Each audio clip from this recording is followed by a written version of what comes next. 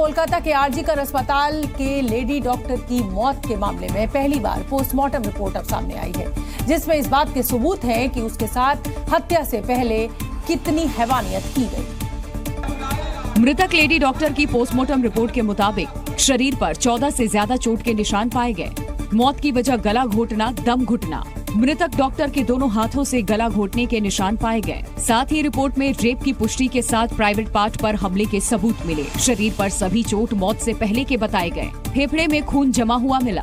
मौत का वक्त सुबह 3 बजे से 6 बजे के बीच का बताया जा रहा है। सिर में गंभीर चोट की वजह से खून का बहाव। फिलहाल विसरा, ब्लड और दूसरे इकट्ठा किए गए नमूनों को विश्लेषण के लिए लैब में भेज दिया गया है। पीएम रिपोर्ट में कहा गया कि पीड़िता के शरीर और प्राइवेट पार्ट में लगी चोट। पोस्टमार्टम रिपोर्ट में ये साफ है कि पीड़िता के शरीर और प्राइवेट पार्ट में लगी सभी चोटें उसकी मौत से पहले की हैं। कोलकाता के आरजीकर अस्पताल के ट्रेनी लेडी डॉक्टर की हत्या मामले को सीबीआई अब जल्द से जल्द हल करना चाहती है और इसके लिए जांच एजेंसी आरोपी के दिमाग को डिकोड करने का प्रयास भी कर रही है।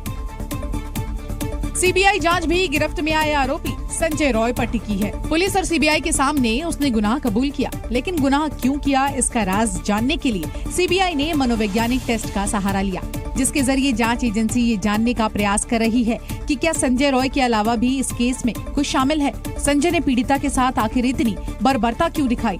क्या संजय पर भी किसी तरह का दबाव बनाया गया? और ऐसे ही तमाम सवालों का जवाब तलाशने के लिए सीबीआई ब्रेन मैपिंग टेस्ट कर रही है। साथ ही सीबीआई इस मामले की मिसिंग कड़ियों को जोड़ने की कोशिश में जुटी है और इसीलिए 3D क्राइम सीन स्कैनर का सहारा ले रही है। एडिशनल क्राइम सीन इन्वेस्टिगेशन में जो चीजें मिसिंग रही होंगी, सही से जो है कलेक्ट नहीं हो पाया होगा, तो 3D क्राइम सीन स्कैनर उसको प्रॉपरली जो है कैप्चर करेगा, स्कैन करेगा और उस तरीके से वहाँ उस एरियाज में भी जो है फिजिकल एविडेंस को उठाने की कोशिश की जाएगी। अब ब्रेन मैपिंग टेस्ट से संजय रॉय के स्वभाव और उसकी मानसिक स्थिति का पता चलेगा।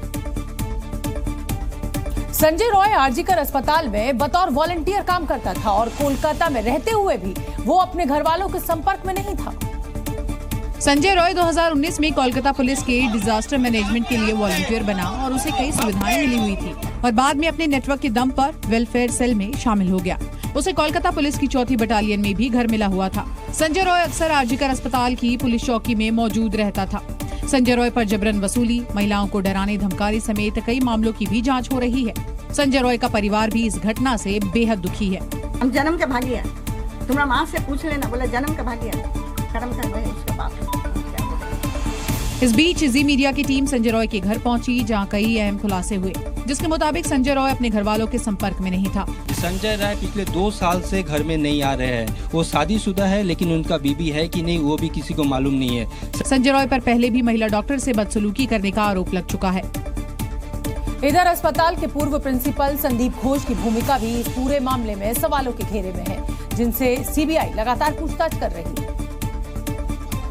जिनसे जांच एजेंसी लगातार पूछताछ कर रही है और तमाम सवालों के जवाब तलाशने का प्रयास कर रही है। अब तक करीब 40 घंटे की पूछताछ हो चुकी है, जिसमें सीबीआई ने 50 से ज्यादा सवालों के जवाब जानने की कोशिश की और लगातार तीसरे दिन भी संदीप घोष से पूछताछ की है। इस बीच सीबीआई ने उन 4 डॉक्टरों से दोबारा फिर पूछताछ की जो वारदात से पहले आखिरी बार लेडी डॉक्टर से मिले थे। इस बीच कई सवाल ऐसे भी हैं जिनके जवाब सभी लोग जानना चाहते हैं, क्योंकि पीड़ित से जिस तरह की दरिंदगी की गई उससे ऐसे सवाल उठना लाजमी है। डॉक्टर की चीख किसी ने नहीं सुनी। क्या लेडी डॉक्टर का मुंह बंद किया गया? क्या हत्या के बाद अस्पताल लाया गया शव? हत्या को सुसाइड क्यों बताया गया? पेरेंट्स को 3 घंटे तक क्यों रोका गया? जांच के बीच अस्पताल में मरम्मत क्यों? उपद्रवियों ने सीसीटीवी क्यों तोड़ा? साथ ही सीबीआई जांच में अस्पताल से जुड़े कई अहम लीड हाथ लगे हैं। जी न्यूज़।